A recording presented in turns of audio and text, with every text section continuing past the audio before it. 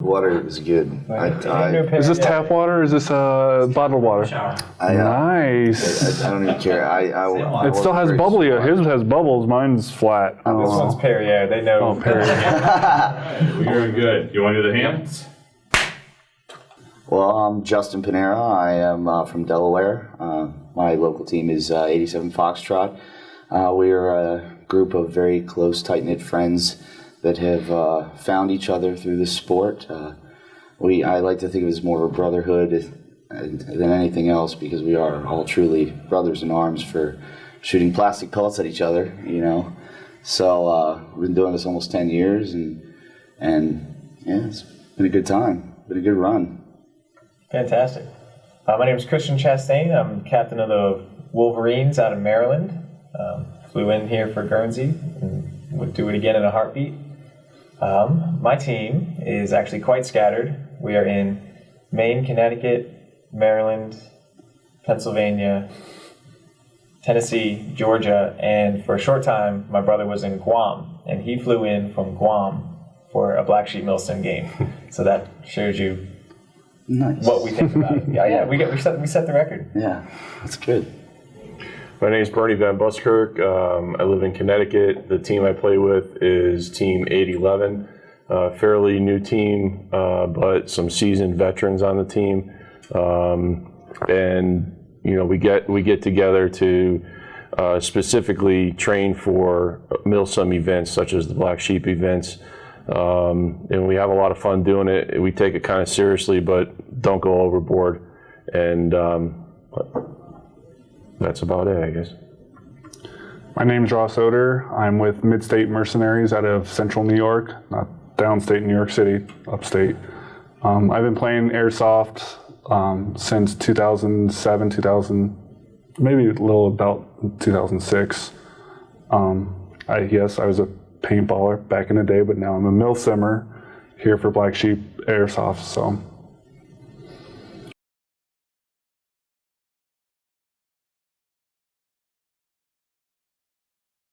Well, for me, my first introduction to Black Sheep was, or just to Airsoft in general, was my son at the time was 13, and he wanted to get an Airsoft gun, and I really didn't know anything about it because I come from a real steel world, and I didn't feel like it was something that I wanted to invest in. But my son was determined that he wanted this, and of course, you know, I like to spoil him. So eventually, I got him an Airsoft setup, and I was just astounded by the detail and the Airsoft equipment that was out there. So I started doing some research, and I was looking for events, and I was told to look up Pine Plains. So I looked up Pine Plains, and that was associated with Black Sheep, what is now Black Sheep Milsim. I wasn't involved with Airsoft at all. My son was too young to be involved with the Black Sheep event, but I had a friend that owned a retail business, Ground Zero Airsoft in Wolcott, Connecticut, and I asked him if I could go with him as a vendor. So I went up and I helped him as a vendor, and that gave me a lot of time to watch the event, and I was hooked. And the first probably hour, I thought it was amazing the things that these guys were doing, because these guys played a lot longer than I have played. Just the realism, the dedication, and the way it was structured. It just seemed like it was something that would challenge me, and I guess in that time in my life I was looking for a challenge. So the following year is when I got involved with going to a Black Sheep Milsim game, and I consider it the pinnacle of Airsoft or Milsim. Yeah, I think when we got started, I got into it quick. I mean, I jumped in with both feet. Within, I guess, 3 months of picking up my first Springer, I was onto the AEGs, onto the tactical gear, onto, you know, all that stuff. And I guess it was about 2 years, and I started following a lot of the Irene videos, and I saw all the explosions, all the stuff from the Zussman facility, and I was just like, I want to do that, and we attended a few of those, and Black Sheep just seemed like the next natural progression to the challenge of the Milsim airsoft aspect of all of it. We had a good sized team at the time, and our first Black Sheep event was Pine Plains 5, and man, we were gung ho about it, and it was exciting, and it was completely different than any of the other event producers that I had attended previously. And the 24-hour aspect of it was like, we get to play for 24 hours in a city. It's going to be daylight, then it's going to be dark, then it's going to be daylight again. Like, how am I going to make that work? How are we all going to live through this? But we made a lot of good memories with it, and just the platform and the structure of it, the rule set, it made the most sense in continuing, how we trained for his events and how we wanted to play. It made the most sense for us. So that's really why we became involved with it. Which event was your first? My first event was Pine Plains 5, for Black Sheep, but my very first event was Irene 5. And then I skipped a year. I went to Irene 7. We did Northern Light, John Liu Northern Light in Linfield.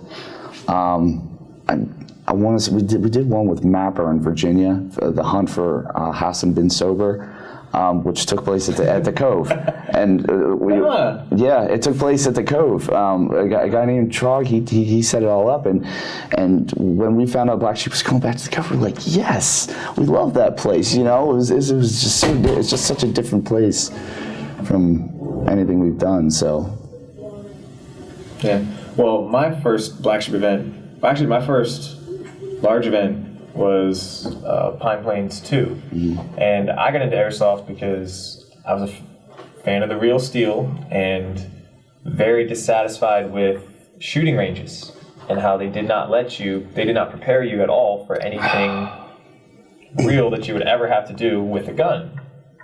Yeah, you weren't allowed to play. Yeah, I mean, stay in your lane, shoot the paper. Oh my God. Yeah. It drives me nuts. I hate it. Yeah. There's a zillion shooters out there not preparing themselves for success. I digress. So I had a lousy job. I didn't have a lot of money. I just loved airsoft. Like most people in the sport. And I found, I don't even to this day know how I found it, but I found this game in New York. It was the craziest thing I had ever done. 10 hours north to New York to, my parents thought I was crazy. As did mine. Yeah.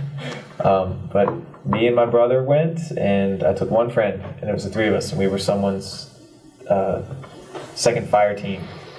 We lost them within the first 5 minutes. I followed a helmet that I thought was my squad leader, and it was not. And it was just the madness that was Pine Plains 2, the awesomeness was out of control.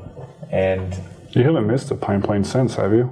I do all the even ones. That's right. 2, 4, 6, Black Sheep 1, or Op 6. Yeah, 2, 4. I said that. 2, 4, 6, Black Sheep 1, then the two Coves, Skirmish, and now Guernsey. I love it. I will be doing it until the day I die. I will be doing it until I have an oxygen tube up my nose, and I'm still, be telling stories to the nurses. Oh, that's one thing about this event. I mean, I was a lucky one to become a Pathfinder at Operation Pine Plains back in November 2008. I heard about it from, I was actually at a John Liu game, Ransomville, that year, and they're like, oh, check this out, go to the website, check, see when it is and stuff, and it was in November. I was like, it's 2 hours away from my house. I'm lucky, New Yorker. And went up there, didn't know a single person, went, made some, friends that first night, walking the whole mount site. Driving up the mount site was the best thing ever. You're like, we're going to be playing what here? Mm-hmm. Then, after that game, it made me realize that, this isn't just for individuals. It's a team aspect sport. Milsim What was Milsim? Did you guys know what Milsim was? I don't even think I'd heard the term. I know I didn't. I mean, I knew what military was, and I wasn't going to be in the military, but... Yeah, and I think that was really, it really did. Black Sheep events really do define, I guess, the term Milsim, because the label is thrown around a lot, and a lot of what people call Milsim is not at all. I found that everybody, all the people who like all the gear and they like to look good, and they call themselves Milsim, and then they get out on the field and they're not very good sometimes. Well, go back to the whole Operation Pine Plains. I mean, I got a group together, went to number 2. I missed number 3. I had to work that weekend. Sucks, because if I didn't, I'd be like Jimmy, not missing a single Pine Plains. I've been to every single Pine Plains since, which goes all the way through. We had 6 at there, and then we went to Black Sheep at Pine Plains number 1. After that, I did Pathfinder at Skirmish, and then now I'm here Pathfinder at Guernsey as an XO. Who would ever thought? And I've also done Bob Ricka down there in Connecticut as a training exercise. So that's how I heard about Black Sheep. I mean, just that one person say, "Hey, go check this out." Well, and I had heard about the Pine Plains event, and that was the thing is, like, when we were doing the John Lou games, I was familiar. I'd heard about the first one, and I think there was they did the second one the same year, didn't they? Yeah. And then they skipped a year, and they did 3, and then 4, and then 5 and 6 were the same year. And I remember waiting when 3 happened. I was like, oh, so they're going to do 4 in the fall like they did, previously. I said, so I was telling all my guys about it. I said, we should get ready for this, And they were like, I don't know yet. I don't know if we're ready for that. I said, look, we're ready for it. I said, we've done overnight stuff at our home field. We've played around with the idea of a long-term operation. And even before my time, the guys that I was running with at the time, they had done it even before I had become involved in it, just on a local level, like 8-on-8, starting at, 4 o'clock on a Saturday, finishing at noon on a Sunday, that's maybe not a full 24 hours, but you get 8 to 16 guys running around and, state property, shooting plastic pellets at each other, no organization at all, just, we're going to be over here, we're going to be over here. The creek is the center line for, the AO, and, we're playing until we can't play anymore, and that was the fun of it. And I think this kind of just brought that whole organization of it, everything of it all together. And it was just like, once we got there, it was just like, okay, all right, we get it now, But. You said something interesting there where, players, and I've heard this recently, where they see an event like the Black Sheep event and they say, well, we're not ready. And I have to basically challenge those people that say that, because I don't think you're ever ready for this kind of an experience without gaining the experience of it. You could read all you want about the events, you could talk to veterans about the events, all that I did. But if I said when I went to my first Black Sheep event, I think I had my gear for maybe a 3-month period. If I said I wasn't ready, then I could say that as an excuse every year, every time an event came up. As it turns out, I was playing with a team that had some experience, and I was ready, and I was surprised with myself, and that was one of the things that that you find out with this kind of an experience. It really challenges you to the core of what you are as a person, and it's just an added value to it. So anytime someone says, well, we just started, or I don't think I'm ready, well, okay, well, maybe you don't have the equipment that some of these cool kids have, but you don't need it to get started. You have to start somewhere, and there's so much stuff out there that you will drive yourself insane and have 0 cash in your checking account if you continue to just buy things that you think you need. You need to go out there and see what you have to get through an event like a Black Sheep event. and you have to go to one. You really do. I mean, anyone out there that considers themselves a Milsim player or an airsofter that wears all the Gucci gear, it doesn't mean anything until you do an event like this. Mm-hmm. And you know, you say that. You know, when I went to Pine Plains 5. I remember I had the mentality, it's like, okay, I'm going to need this, I'm going to need this, I'm going to need this. I had like an RRV and map set up that weighed almost 50 pounds, you know, at Stardex. And 3 hours into it, I'm like, this is stupid. I said, actual soldiers carry twice this weight, and I don't get it. I need to be lighter. So I started stripping all this stuff, leaving it at the CP. We had a big bag at the CP. I was just like, I don't need this. I don't need this. We'll be back here for this. So I'll just take this later, you know. And I've gone from that 45-pound initial loadout to, I think I've tailored it down to between 22 and 28 pounds. And I got to keep it light. The older you get, the lighter you got to be. So tell me how to line up my gear bag. You helped me load it in a car. Your gear bag is ridiculous. I could fit in your gear bag. Thank you, 5'11". It probably weighs as much too. I bring everything. I'm the go-to guy. If you need a part or something, my bag normally has it. But if it doesn't have it, like today it happened. But the nice thing is, Major B asked, I need to go use the bathroom. You got a teepee? Search her. Got it in the bag. I didn't. Yeah. I forgot it. You didn't have I couldn't find it. It was. I It would didn't. be amazing if you did. Though. Yeah. I had. Normally I do. I always carry some with me because you never know when you're gonna have to go, especially in some of these games. You're gonna. That's true. How did you do it when you went to your first Pine-Plains? I mean, did you? Oh man, Did you go heavy? I was. Well, I have 5 brothers and 2 sisters besides me. So I just loved shooting, and then which naturally grew into a love of airsoft. But I was kind of I'm second from the top, so I'm one of the older kids. The privileged ones. No. The older ones are never the privileged ones. Sound the baby. Oldest I don't fights care. everything. I was second, which means I flew under the radar. Yeah. Awesome place to be, second child. So, but if I wanted my friends, because I was kind of the only one into it, so if I wanted them to play with me, which I very much did, because my family was awesome, I had to buy the gear. So, and I was the only one older with a job and stuff like that. So, I mean, shoot, it's cheaper to buy 5 sets of Woodland BDUs on eBay than it is to buy 2 singles. You know, piece them together. You know. Yeah. Fine. And so, I have tubs and tubs and tubs and tubs and tubs of kit that I've acquired in order to outfit. I can put a whole squad in the field. And I know you have that kind of dilemma. I went through that kind of dilemma when I first started. You know, I made friends on the new team, but you know, all my other friends that I had, it's like, oh, you guys got to check this out.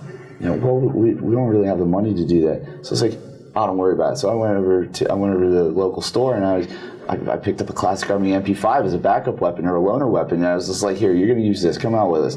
And they had a ball, you know. And some of the guys, they really got into it for a little while, you know, and you know they've come and gone. But you know, the guys that I've met, that I really started out with, we have been within the same community, maybe not always on the same team, but we've been in this community for going on 10 years in Delaware. And me and my friend Jeff Johnson, we had talked about this at the Cove because we had gone on separate teams. Because we had just bought multicam. We got great deals on eBay for GI multicam, brand new with tags. We were like, oh yeah, we're going to use multicam at the Cove. And it ended up being a little heavy for Bravo, you know. So the Major proposed the question and said, would anybody be interested in switching? You know, we told him we don't have the uniform, but we'll go if that's what's going to take to make the game work, you know. And me and Jeff, we came to the epiphany. We're like, you know, every time we do this, every time we plan this, we plan not to go together, yet we always end up together, you know, and running together as a squad. And so his team and my team and, you know, my friends from Polar Star, you know, we've been so close, and you know, over the years, and we need to stop fighting it. You know, we're just going to go together now, you know, and just do it, plan it all together. it makes it easier, because I mean most of the guys, most of my friends in this are former military.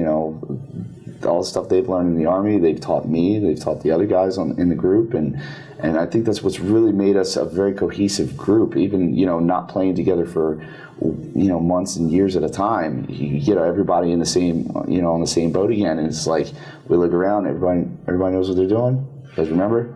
Yeah, we're good to go, and it's just so much fun, when you have that connection with people.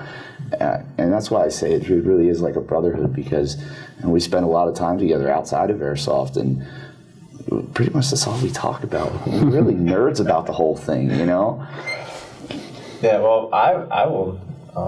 That first Pine Plains 2, I had another person.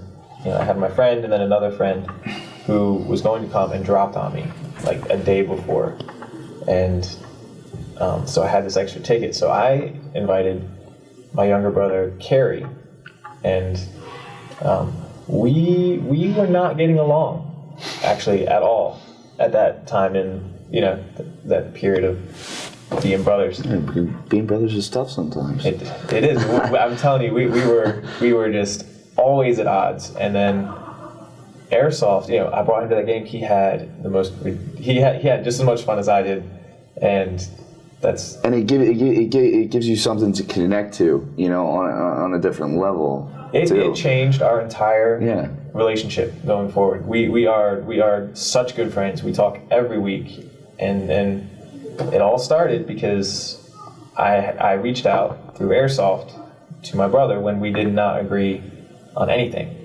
and it's just a common ground that you can have with people and get that brotherhood. Whether it's real brothers or, I mean, when you go through an event like this and you've kick the doors, jump through the windows, march through the woods in the dark with no flashlights because you think people are going to find you if you use light.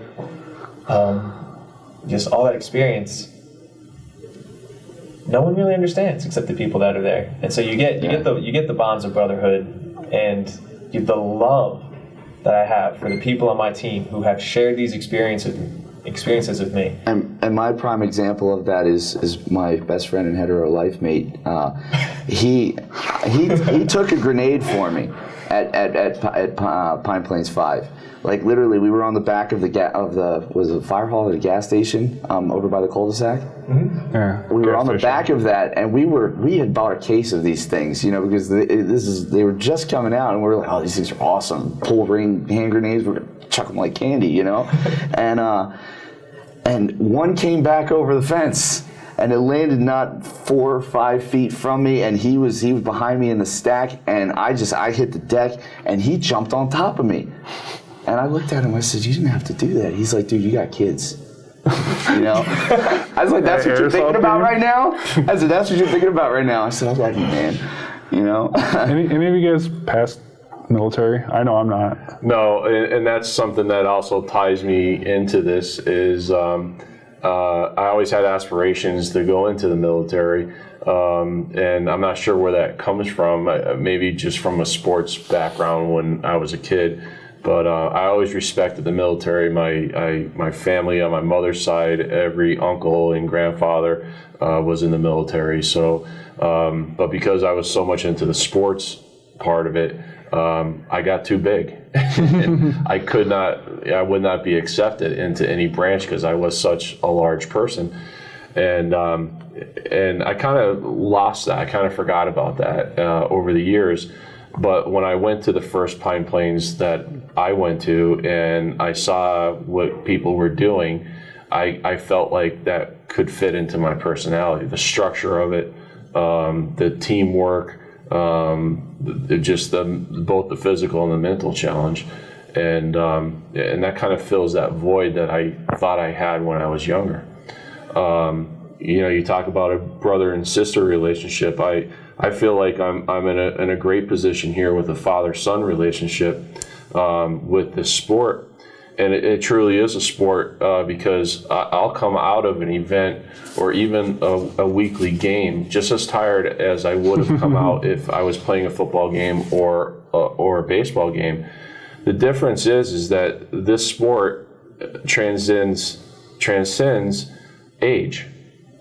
And I can never step onto the football field and play a competitive football game with my teenage son. I would crush them.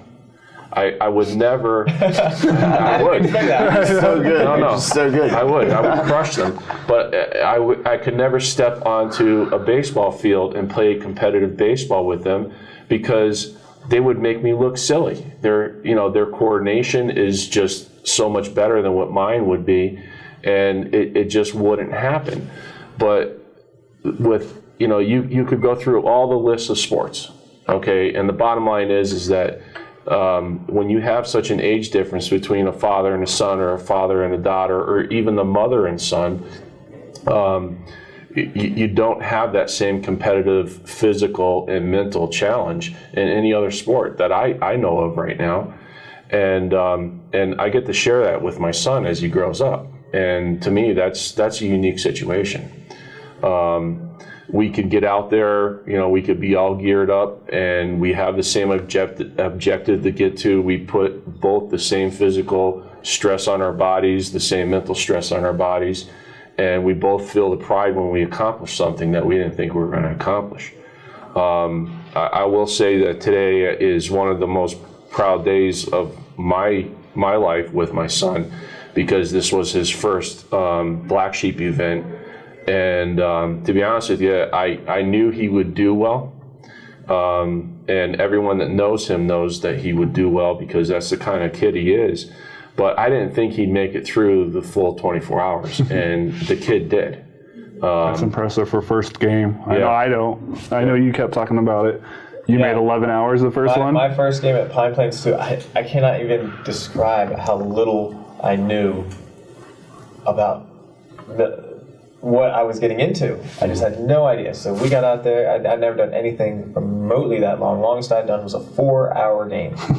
So we lasted 11 hours, which is an eternity. I mean, from Your typical weekend pickup game and, regional stuff. Yeah. Yeah. I mean, it's 11 hours is a long time. I lasted 11 hours out of 24, and I can't even tell you, I felt very pleased with myself and very satisfied with my performance, because we went in there, we got a ton of kills, we ran through the alleys, we were everywhere, we were nowhere, it was an amazing game for us, something we'd never done before.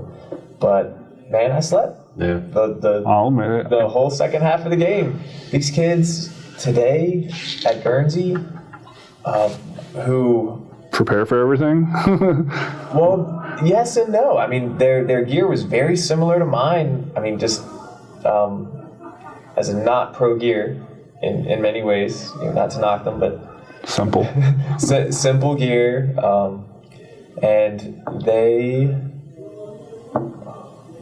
I want to say they went 14 or 16 hours before sleeping. And then they woke up in the morning and went more. I didn't do that. My first time. I'm just so impressed with the sport, what it's doing to people, where it's taking them personally. Well, I'll touch on that. You think about a 24-hour scenario game. Okay, starts at noon on Saturday, goes until noon on Sunday. What did you do Saturday morning before we even played? You're up probably at 5:30, checking gear, loading BBs. If you got any sleep the night before. If you got any sleep. My first game was at Pine Plains 1, and I had a hotel room the night before. I went, checked into the game, walked around, did this, did that. I left, got a good dinner, good night's rest. I slept maybe 2 hours. I'd sit there in bed and okay, checking the clock. When do I gotta go? I gotta get to the field. I can't be late. I gotta get to the field. Yeah, I was at the field, I think, at 6:30 the next morning. And everyone's like, what are you doing? I'm like, getting ready. I need to get ready. And I still remember, that's back when we used to learn mount tactics and squad, how to move in a stack going up into a door to go do a room clear. They teach that back in the original Pine Plains, but now since I know us as being veterans, they kind of let it fall on our shoulders now to teach others what we've learned over the years. Because how many games have you been to? Many? how many times do you want to go over that same course? I mean, it's a nice refresher. Yeah. I mean, but it's now it's on our shoulders to say, hey, try this, guys. If you see something bad in a technique, I go up to people all the time in my local games and even, some of the bigger games, say, hey, try this. Think about it this way. Don't, I'm not trying to tell you how to do it your way, but just think about doing it this way. And to me, that's satisfying, teaching someone that, I don't know him off the street. I just met him 2 hours ago out in the parking lot saying, oh, we're going to go to this little city down this road and shoot each other with BB guns, I'm still a kid. My birthday's coming up next door, actually in a few days, and I can't wait because I'm just like, I'm a little kid. Like, I want to go back. Like you said it.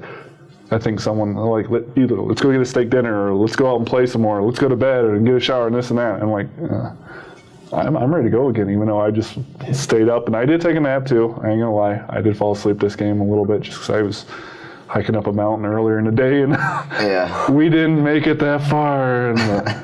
And it's funny, like you said, the major puts a lot of the stuff on us at this point, at this level, for us to show the new guys, the greenhorns, if you will, how to do it and how to last. Because that's the ultimate thing. I mean, granted, everybody wants to see the scoreboard in their favor, but what does he tell the games are won between 2 and 6? 2 and 6. And I've seen, all of us at this table have seen it religiously through almost every event. It almost doesn't even matter where it is, but it always happens between that time.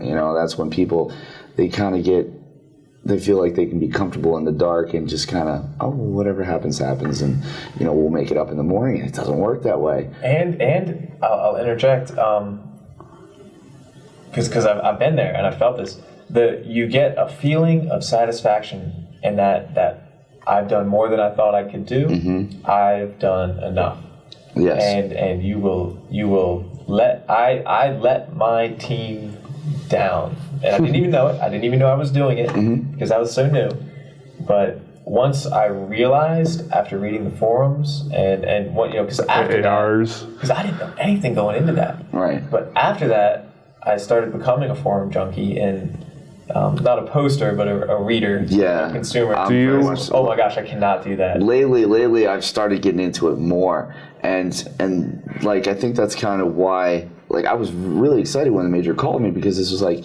To me, I always thought, I've attended his events and I always make it a point to reintroduce myself and, shake his hand and thank him for, doing all this so that we can have a good time, But, I always felt like I was still invisible, you know what I mean, on that level. And he's so approachable, you just when you go up to him and you say hi to him and he's just all smiles, he's happy to see you, he may not always remember your name, but he's got a lot going on. And so I started trying to contribute to the forums, especially when the Cove and Skirmish started happening, and the Black Sheep series is starting to grow now. He's asking for the contributions of the player base that has attended Pine Plains and, attended the Cove and to post up on our experiences.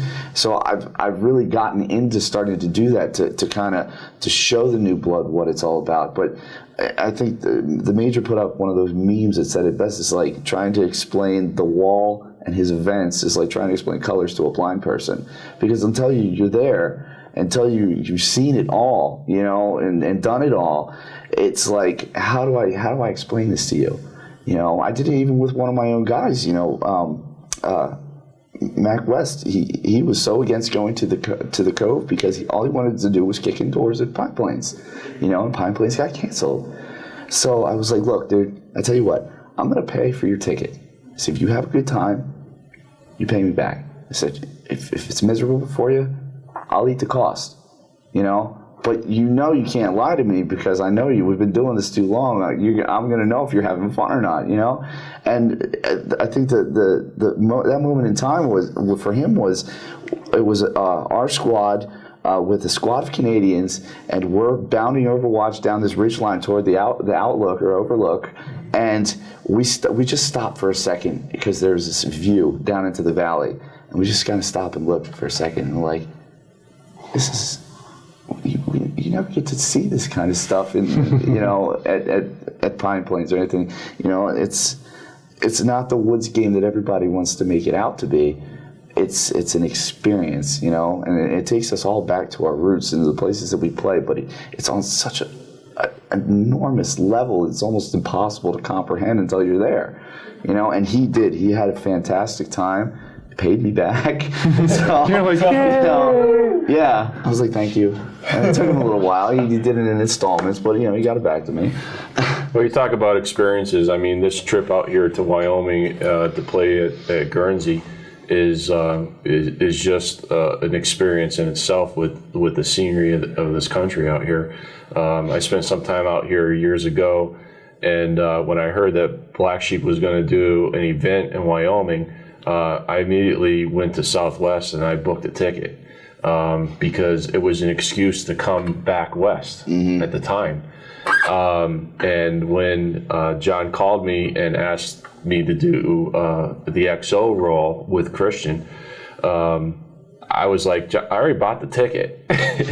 You know, he goes, wow, really? He I'm goes, coming out to play. I'm going to shoot people, but you know. and you know, and then you know, we joked around a little bit about it.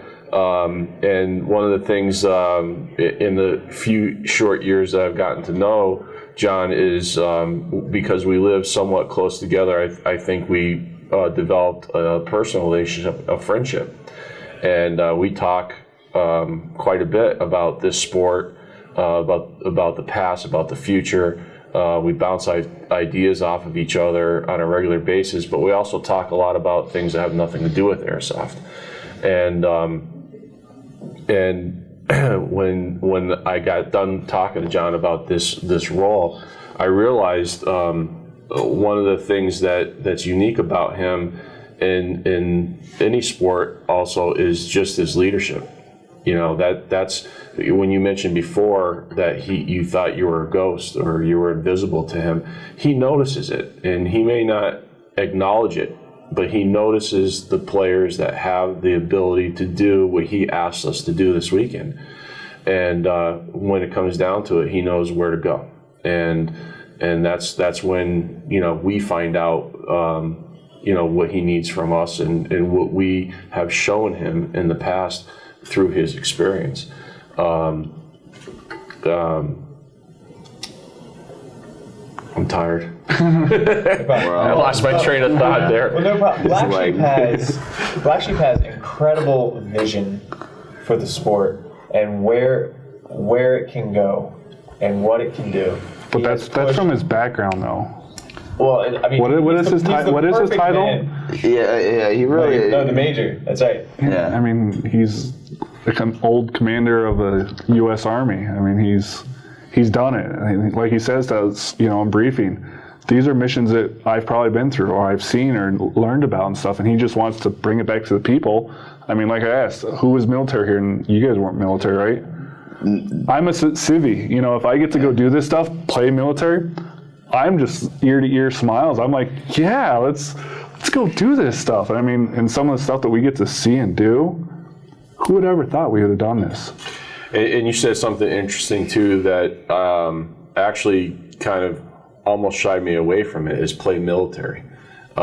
Because to me at that time, and even sometimes now, I feel that it could be viewed as a disrespectful thing to people that actually served in the military. Yeah, but however, I took the leap to see if this is something I was going to like, and because of that, I've met so many veterans that are doing this Milsim and airsofting, and they see it as a way to honor the military forces out there. And some of them see it as therapy.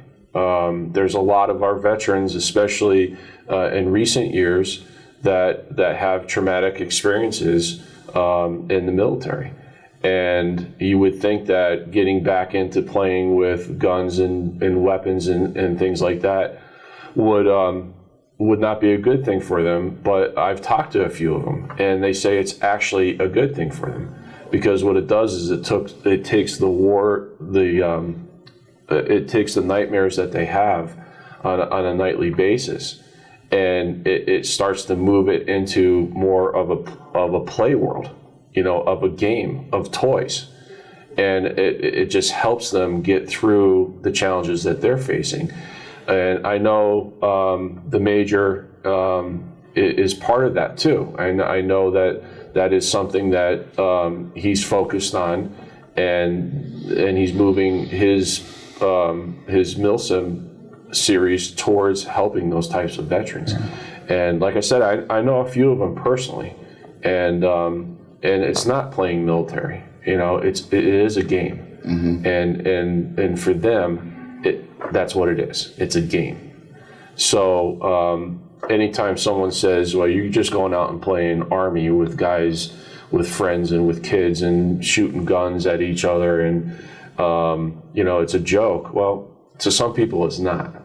It's more than a hobby for them. It's more than a sport for them. It's something that's helping them cope with something that was traumatic in their life. So, and again, And you say that, and one of the things for me was when I got started was I wasn't allowed to join the military. I attempted to enlist in the Army twice, but I because my kidney disease, they wouldn't have it, and that really depressed me, because my family was a legacy much akin to yours. And my father served in the Vietnam War, and I wanted to be that next generation to do my duty to my country. And it was so deflating when the Army said no, that I almost, when I found out about it, I was just like, I almost used it as a replacement until I really understood, and I really got to meet a lot of the veterans that came back, and even me being as young as I am, I have a lot of friends who are coming back now too, from Marine Corps, and a couple of friends from Fallujah, and the horrors that they've seen, and I've attempted to put this, say, hey, why don't you just come out and on a regular weekend, just shoot each other, just play around, just shoot each other. That's all we do. We'll fool around out in the woods, with toy guns, and not everybody's ready for it either. It is it's stepping stones, baby steps, when you're dealing with something like that, and I feel grateful that I can be helpful to that community, because my father's always been my greatest American hero, and I've always made it a point, and he's always taught me to anytime I get to meet a veteran, to always thank him, always be grateful for those sacrifices that they made, and the things that they have to live with when they come home, and I think they're very grateful for that too, and everything that we get to do with them here. I don't think we'll ever truly understand, how grateful they are, to be a part of what we get to do here, with Major, and even just in our local communities and regional communities, and it's a true pleasure. Yeah. And one of the things too, even that I see is, sometimes when I first started playing, I would have people say, again, trying to degrade the whole experience and saying, you're playing soldier and you weren't one, and things like that. And I kind of think back, well, here's a retired Army major, okay, that has basically made it, or is moving towards making it a business for himself, a livelihood, as well as expanding just the overall experience of a Milsim sport. Is it silly for him? He's a retired major. And then I had the honor also to meet Colonel McKnight at one of the John Liu games that I played at. Is that a joke? I don't think so. I don't think you would call any of these guys silly for playing Milsim Airsoft.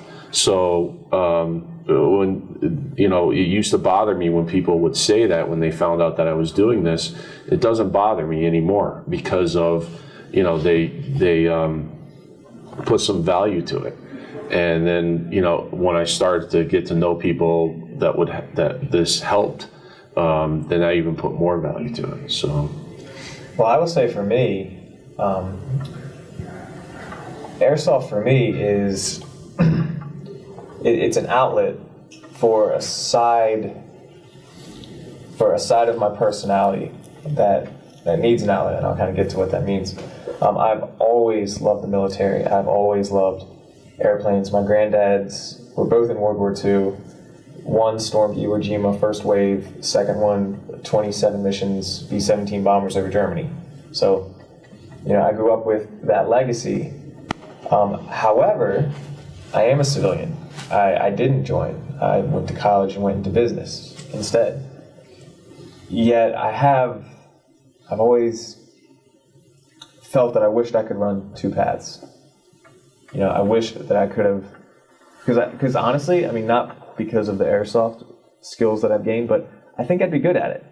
And you want to do things that you think you'd be good at. Exactly, yeah. And so I've got this side of me that, I can name every jet that flies in the sky. I can name every tank, because that's what it's your passion. It's my passion. Yeah. It's what I loved as a child. Yeah. It was ridiculous. And so everyone was actually very surprised when I didn't join the military. But I kind of just fell into a path that took a couple choices that took me away from that.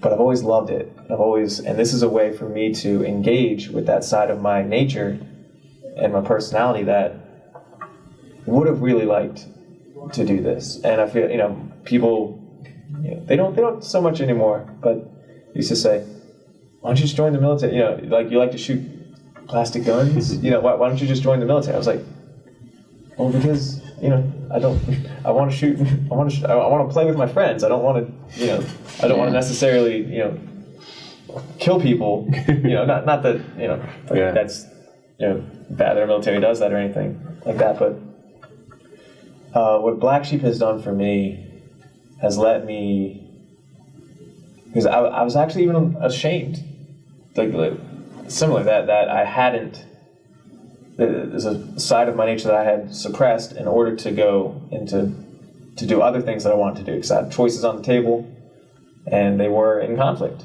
So I chose these, but there's that side that I've been suppressing. Black Sheep Milsim gives me the avenue to explore that side, to build that side, to build leadership. I was not a good. I am not a born leader. I defer to everybody. You are now. Being XO, you are now. Well, exactly. I was an XO of a Black Sheep Milsim Pathfinder game. It's a privilege. And before that, the biggest I was a squad leader. Like, yeah, I can lead my own guys in battle. Woohoo! What Black Sheep Games did for me is every event in the game, I would have what I called command paralysis, and I'm sure there's other terms for it, but I'm very good at making decisions in circumstances where I get some data, and I'm like, okay, we're in this building, we're in this position, we got people moving here, we need to move here to get the angle on them. I'm very good at making snap decisions in that situation. When I don't have that information, when it's like, okay, we can do anything, what should we do? Or we're getting surrounded and an avenue does not present itself, an escape, a plan does not present itself, I would wait for more information, command paralysis. And my guys are looking at me like, Christian, we gotta do something, we gotta do something, we gotta do something, we gotta move, we can't stay here. Well, what do we do? It would happen. I've had that moment too, and just like you're saying, it's just like everybody's looking at me. What are we gonna do? I don't know. What do you think? Like, no, that exactly. You can't do that. You can't. When you're in that position, you can't do that. And it's horrible when it's just like, it hits you in the head, and you're like, all right, I gotta get in my game. Well, this weekend was a great example of that. I mean, previous previous airsoft events, whether it's a local event, regional, or a national event, you always have the intel to sit there and look at it, even if it's just a single map. But in this case, for me, at Guernsey, we had a map of the mount facility that we were supposed to play on. Supposed to Okay, play. Supposed to plan, yeah. Okay. The weather prevented us from doing that.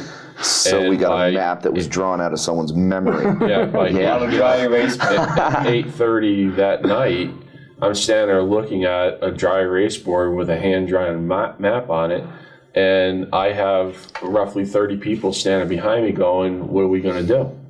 And then I go to Christian as a co-XO, and we look at each other and we say, what are we going to do? You know, and I think, you know, John talks about the wall, and it's real, and it's real physically and mentally. I really never had a problem with that previous Black Sheep events.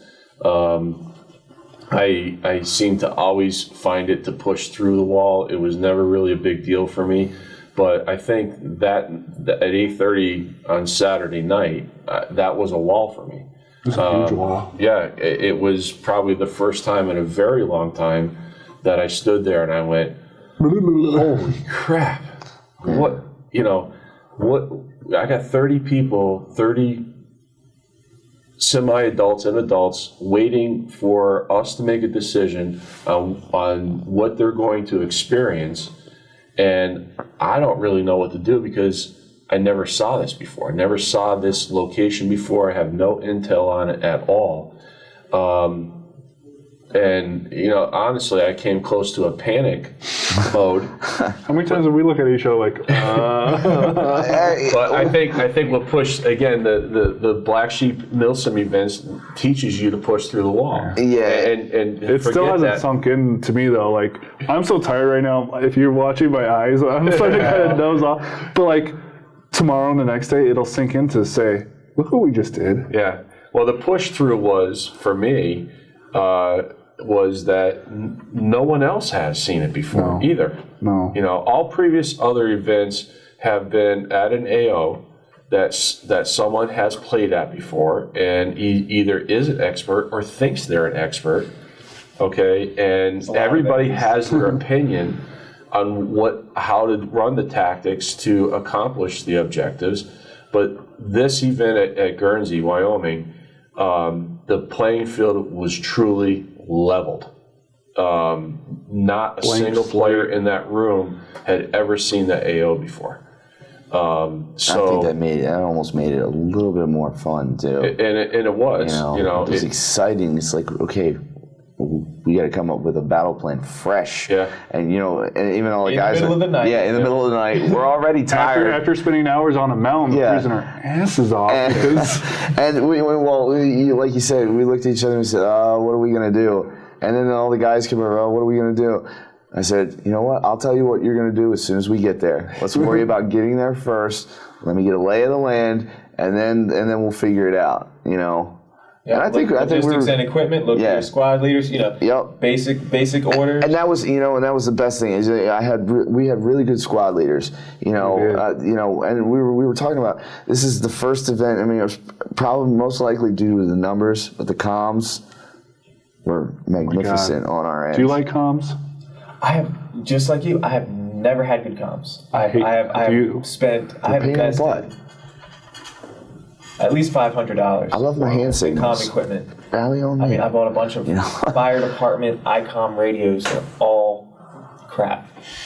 They're not the UV4s or whatever, TRs or ICOM, F4S. Oh yeah. I got the F4 TRs and they sucked. They're terrible. I couldn't figure out how to use them. I was like, I don't have time to learn how to use them because that's like a whole new hobby. Look at us. We're going into the first. We're sitting around the mission briefing saying, okay, we're not playing at this place anymore. We're going to go here. And I'm like, looking at guys, I'm like, so I got this brand new radio that someone set up for me. And I don't know how to work it. He can hear me talk I can't hear anyone talk to me, and the guy's like, I'll help you. Here you go. Yeah, it works. But yeah, I mean, I'm just I was so stoked to see, you know, that all those guys really, you know, did what we failed to do our first time out. And I don't know if that's a good thing or a bad thing, because when they get out to the East Coast, God help us, you know. Well, I think us being here for this event really pushed them further than they would have ever been pushed if someone local was in the roles that we were in, or in the role of running an event like John had run this weekend. I think they were really trying to impress us, and that was the push to get them to hit their wall and then push through it. And I saw that in a lot of the players. I'd have to agree. Yeah, especially with the little guys. I was absolutely thrilled with, you know, the dual XO positions. You know, basically we're company commanders, but he didn't call us company commanders. He called us XOs. So I thought, thank God he put us together. Yeah. Because you did I'm the commander, handling the radios, dealing with the logistics, moving the pieces around, and I was able to get out there in the field with the squad leaders, and I said, look, I'm not here to boss you around, I am here to advise you. This is your battle to fight, and I'm here to advise you. Now sometimes I ended up taking direct control because they needed me to take direct control, but a lot of the time I spent letting them make their mistakes, particularly at the very end. One squad they were incredibly bunched up. I mean, they were moving 10 on the side of a Connex and trying to push like that because he had not yet figured out, and I haven't even told him this yet, but he had not yet figured out that squad integrity and fighting as a squad does not mean being arm's reach from all 10 players. Yeah. It means 3 go over here, 3 go over here, but we're working on surrounding an objective or something like that. He hasn't figured that out yet. I can see it because I've lived it. He, in the next week, month, 6 months, whatever time frame it takes him to figure it out, he is going to make that mental connection of, I was doing this, and I should be doing this, and I didn't have to tell him. Mm-hmm. Or I didn't have to take it from him and show him the right way. I was able to just mentor, and that is. It's a gift back. It's a gift back to each one of us, because I feel the same way. Like I met Justin the week before the game started, because actually there was supposed to be someone else being an XO. He had to back out because of other obligations and stuff. And I sent him a message. I'm like, what are we supposed to be doing for this? Am I the only one being nervous? And he's like, no, I'm the same way. I'm like, okay, good. And then when the game actually started, I'm like, you said, you were the Alpha Squad, we were the Bravo. You guys let your guys do what you guys want to do. We kind of have the same idea. We're like, we're going to help them move out to the areas, tell them, okay, this is the objective we want you to go to. This is whatever. Justin got to play a little bit more because he had some of the newer toys that I call them toys, because night vision stuff is a toy. If you don't have it, you're like us. Where's my flashlight? I can see you. Oh, I can see you. Oh no, I can't see you no more. But like, and I was the same as Bernie. Lighting up over there. Oh, you're looking for those 6 dudes on top of that ridge? Yeah, I see them. Yeah. And I mean, we did the same kind of game plan as you guys. Like, he was in the field a lot. My gun broke. I didn't play until the next morning, until the sponsors, who was it? Weapon blender? Yeah, weapon blender. They're like, oh, you broke your gun? I'm like, yeah, I can't play. They're like, here, use ours. Yeah. Okay, I got to go shoot op 4. I rode 30 hours in a car out from Connecticut with these guys. I'm like, yeah, time to go pay them back, busting my chops and stuff. Let's go. Yeah, and well, like you said, I mean, I didn't really go out and play as much as you did. I mean, you were out there for a good bit. Me and Ross, we ran a lot of stuff from the top. We ran comms. We ran comms constantly. And what I would do is I would go out to where everyone was, and make sure that they were okay, and make sure they had a defensive posture that was going to function for where they were, making sure that they knew the avenues of approach and what to look for. And some of them did, or most of them did, some of them didn't. So I didn't, for the guys that we had, they were a little more experienced. They've been to a few events, and they had like one group of younger players that, they were out to prove themselves, and that was one of the reasons why I gave them that squad of the battle patch, because they came to me at 4 o'clock in the morning. We're cold, we're tired, we need rest. I said to them, I said, all right, well, if you really want to take a rest break, you can take it in the CP. But I would really like it if you would take it on an objective so that we get points for it. Because the other two went back to the CP, the other two groups. And I gave them the same option, and they chose to take it in the CP and take themselves out of the game. And the Kodiak guys, they as soon as I said that, they kind of looked at each other. We'll do it for you, sir. And I was just like, my heart was just like, yes, I was like, I'm so proud of you guys. You know what? You guys are awesome. And Art was saying, they were all spooning together. I went. That's another story. I went. Oh, it was, man. I went and saw them over there. I said, you know what? You guys are doing it right. I said, you guys got your two security guys, and they were even. They ended up huddling in the same general area, just. So they get a little body heat, but they have 4 guys on an old mattress, an old dirty mattress, spooning together. I'm like, that's a beautiful thing. Beautiful. I was about to say. If you didn't say it, I was going to say it. That is a beautiful thing, and it's not beautiful because they're loyal to me. No, yeah. They get it. Yeah. They are. If they haven't gotten it, they're starting to get why it is that we do what we do. Why it is that we set the goals we set for ourselves. That we take on these challenges, that we invest so much to play plastic guns. That's not it.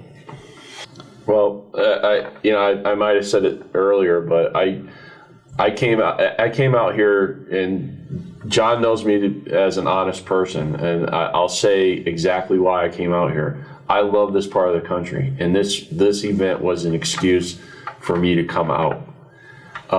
It turned into much more than that. Okay, it turned into much more than that when he asked me to do the XO roll, and then it turned into more when my teammates, my friends, decided that they were going to come also. And then it even became even more valuable to me when I saw the opportunity to bring my son along with us.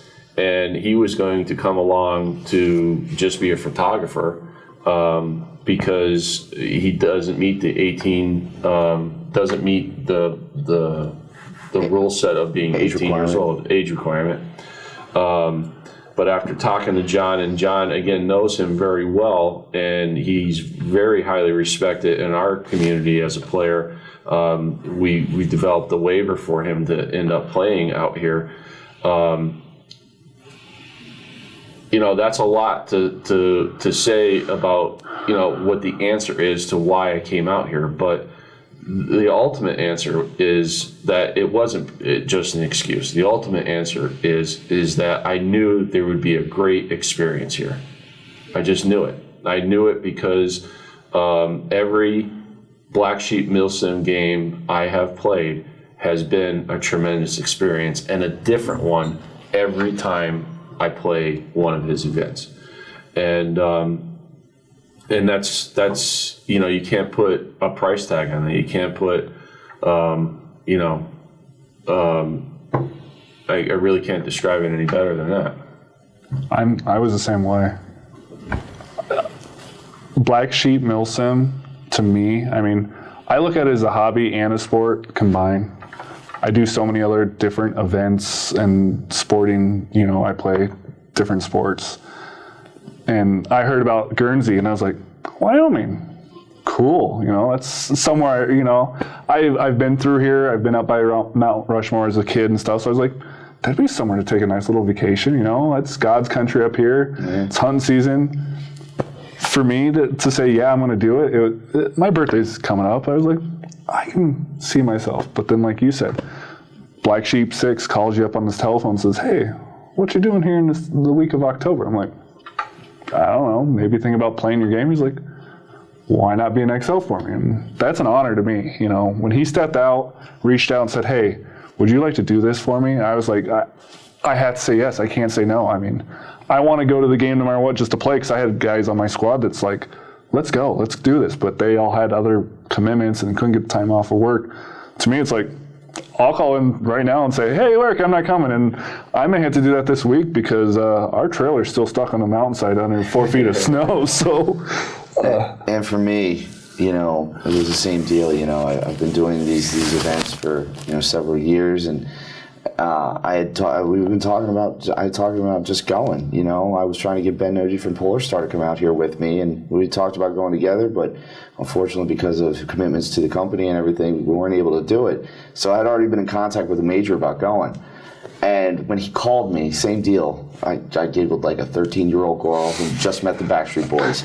And, you know, it was, I looked at it, I kind of took a step back once my mind had kind of slowed down about the whole thing. And I was just like, this is an opportunity to be, and I think I said the phrase this weekend, I said, a missionary of Milsim, you know, to be a part of, you know, the first wave of this event. It's somewhere completely foreign, you know, and to a system that is foreign to this community. Mm-hmm. I couldn't pass it up. I said, my wife saw how excited I was, and she said, go. Mm-hmm. You don't even have to take me, just go. My girlfriend said that to me, and she's like, you better be back for your birthday. And my wife's birthday's on Wednesday. That's my birthday. Is on Wednesday, so that made it even more, you know. Yeah, you're back, boys. So yeah. Well, when the major called me, and I mean, I couldn't believe it. I mean, me and the major are good friends. I have been to so many of his events. He knows me. He knows my family that plays. He knows my sister Charlotte who plays. It is just, you know, everyone loves the major. The major loves everyone. But when he called me, it's a big bump from squad leader. Oh, huge. To XO. I didn't know what XO meant. I was like, what? Was that a platoon leader? Am I going to have like 2? I thought I would be running comms. Like XO, like, you know, you got your commanding officer, and then XO sergeant is like comms or admin, you know, which I'm good at logistics, but not at admin. But anyway, I mean, Black Sheep has done so much for me. As I was alluding to earlier, like, giving me this outlet for this passion that I have in my life. This is just such the perfect outlet for that for me. When he asked something of me, there's no way I could say no. I wouldn't even think of saying no. I'll tie into that. When my brother was getting married 2 years ago, and he asked me to be his best man, I said, when's the wedding? Find out if there's a game on the weekend. He said June. I was like, it better not be this weekend, because if it is, you're going to force me to make a decision, and you will not like the outcome of this. So I'm telling you, we're talking best man at my brother's wedding, and I was like, I would. My family would disown me. Like, I would still be dealing with the fallout. But they'd welcome me back eventually. Eventually. But anyway, to what you said, I came out here because I love the sport so much, and I love Milsim so much, and Black Sheep Milsim in particular. I want everyone to have this experience. I want people to have the great experience that I did, the people that took me under their wing, the events that were put on for me. I thought that from my background, maybe I could offer something to these young squad leaders who have never played, have never cleared a building in their life, and I got that. I got so much out of it. They got so much out of it. I got so much out of it, because I just love everyone having a good time. And I mean, you know, don't want to pat ourselves on the back, but we made that game smooth.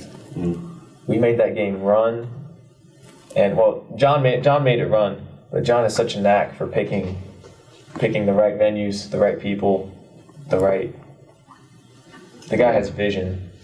And so I'm He's gonna turn this sport, Milsim sport, into I'm gonna call it world renowned. I'm trying to think of a word and I can't. My mind is drawing. Like it's already going to a newer level. I never thought of it. I mean, how many of you guys thought we'd be sitting around a white table with water on here, talking to these guys on camera, thinking, "Yeah, we're an XO in this game. What's nothing, no big deal." Yeah, but it was definitely a great time with you guys. I had a lot of fun. And who would have thought, pairing the four of us together, we'd never really met each other. I mean, aside from shooting. I knew him. The other end. I mean, I've shaken hands with you before. I've been through your trailer, at Pine Plains before. I've never actually met you before. I'm a low-key guy.